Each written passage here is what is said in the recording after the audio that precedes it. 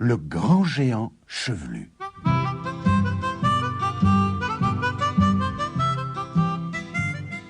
Il y a bien longtemps, vivait en Irlande un fermier du nom de Jude.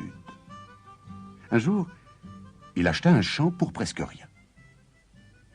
Comment se fait-il qu'il soit si bon marché? S'étonna Lise, sa femme. Tu es sûr que nous n'aurons pas d'ennui? Certain, répondit Jude. C'est de la bonne terre. Quand je pense qu'elle m'appartient à moi, rien qu'à moi. Tu veux dire à moi? Cria une voix derrière eux. Jude et Lise se retournèrent d'un seul mouvement et furent bien surpris en découvrant, juste derrière eux, un grand géant chevelu. Il avait les yeux injectés de sang, un nez rond et rouge comme une betterave, des sourcils en bataille et de longues oreilles pointues. Ses cheveux se dressaient sur sa tête comme les piquants d'un hérisson. Une araignée y avait même tissé sa toile. Ses habits étaient en loques, son pantalon tenait par des ficelles, ses coudes et ses genoux velus passaient à travers les trous de ses vêtements, et il avait les plus longs bras que vous ayez jamais vus. « Allez-vous-en de ma terre !»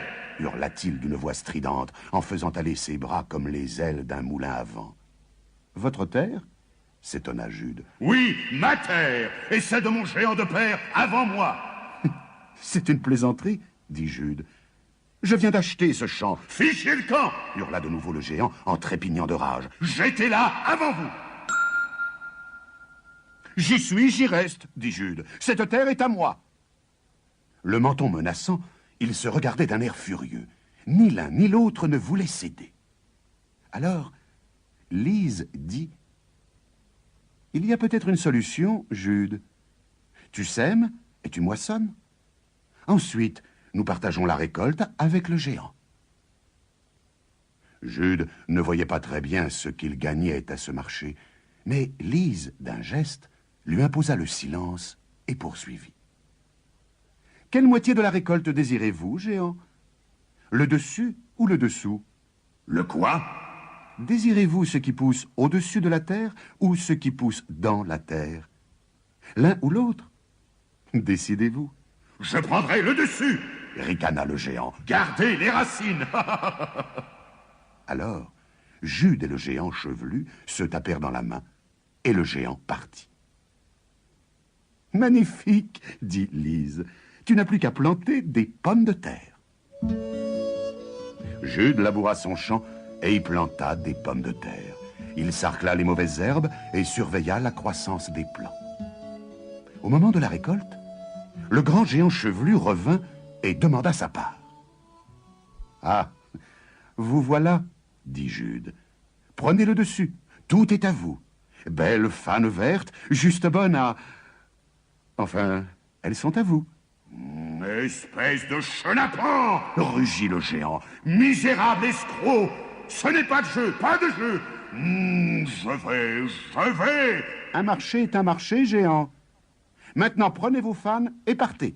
Ah! Le géant explosait de rage. C'est moi qui vous aurai la prochaine fois. Que voulez-vous l'an prochain? Demanda Lise. Tige ou racine? Racine, bien sûr. Vous pourrez garder les fans la prochaine fois. Et sur ce, le géant chevelu disparut. Qu'allons-nous faire maintenant? Demanda Jude à sa femme. Planter de l'orge, bien sûr, mon cher époux. Le géant aura les racines. Dès que Jude eut déterré toutes les pommes de terre, il sema de l'orge. Il roula la terre et l'arrosa. Lorsque le printemps vint, de jeunes pousses vertes apparurent. Et lorsque le géant chevelu vint pour le partage de la récolte, le champ n'était qu'un tapis d'or ondoyant au soleil. « Voilà, déclara Jude, je garde les tiges et vous emportez les racines. » Le géant hurla de rage. « Ah, tu m'as trompé de nouveau, espèce de gringalet! Je vais... » Vous n'allez rien du tout, répondit Jude. Un marché est un marché. D'accord, fermier, tu as gagné. Mais l'année prochaine, tu sèmeras du blé. Nous nous partagerons la récolte, nous couperons le blé l'un et l'autre, tu partiras du nord, moi, je partirai du sud. Et nous garderons chacun ce que nous aurons moissonné. Jude regarda les longs bras du géant. Il moissonnerait bien plus vite que lui. « Non, ce n'est pas un marché, dit-il. »« C'est cela, ou tu t'en souviendras !» gronda le géant en frappant le sol de ses énormes pieds et en agitant ses bras velus. « Calmez-vous, dit Jude. Ne nous battons pas, s'il vous plaît. » Ils conclurent donc le marché en se serrant la main, et le géant s'en alla en ricanant. Jude mit tout de suite Lise au courant. « Il a de si longs bras, il coupera le blé 10 fois plus vite que moi. J'ai grand peur qu'il ne soit le plus fort cette fois. » Lise y réfléchit un instant. « Suppose qu'une partie de ce blé ait des tiges plus dures que l'autre, dit-elle. Elle sera plus dure à moissonner, et l'une des faux devra être aiguisée avant l'autre. » Et elle lui exposa son plan. « Ah, ah, dit Jude, heureusement que le géant chevelu n'a pas une femme aussi intelligente que toi. » Jude laboura et ensemença son champ. Puis il attendit que le blé soit doré. Juste avant la moisson, le fermier alla acheter de minces tiges de fer. Il attendit la nuit, se glissa dans la partie du champ que le géant devait moissonner, et il planta les tiges dans le sol. Le lendemain, jour de la moisson, le grand géant chevelu arriva dès l'aube. Il avait une faux dans chacune de ses énormes mains. Jude commença à couper le blé de son côté du champ, et le géant s'attaqua à l'autre. Jude lançait son unique faux d'un geste large et facile. Le blé doré s'abattait tout autour de lui.